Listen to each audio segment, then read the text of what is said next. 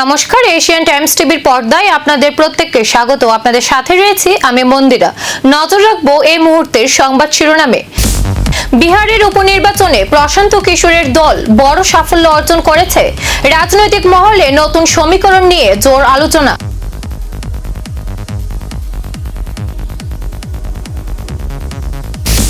দিল্লিতে ই-20 নীতি ইস্যুতে আন্দোলনের ডাক, রাজনৈতিক উত্তাপ আরও বাড়ছে।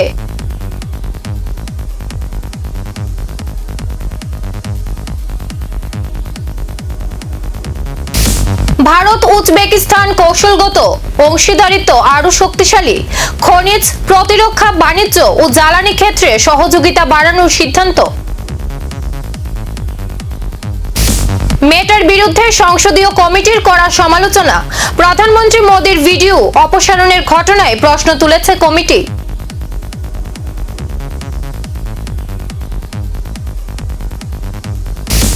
ভারতীয় রেলের পণ্য পরিবহনে জুলাই মাসে 9% প্রবৃদ্ধি। মালবাহী পরিষেবায় নতুন রেকর্ড।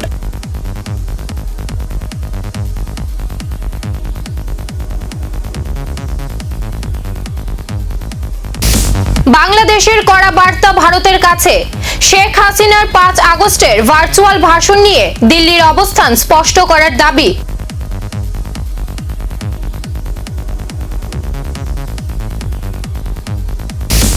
যুক্তরাষ্ট্রের প্রেসিডেন্টের সতর্কবার্তা ইরানকে, আলোচনায় না এলে কঠোর পদক্ষেপের হুঁশিয়ারি।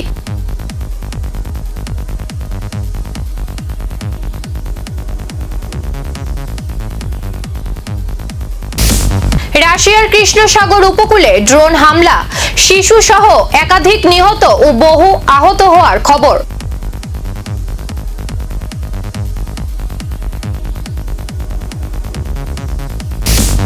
দক্ষিণ কোরিয়ায় রেকর্ড তাপপ্রবাহ, অস্বাভাবিক গরমে একাধিক প্রাণহানির ঘটনা।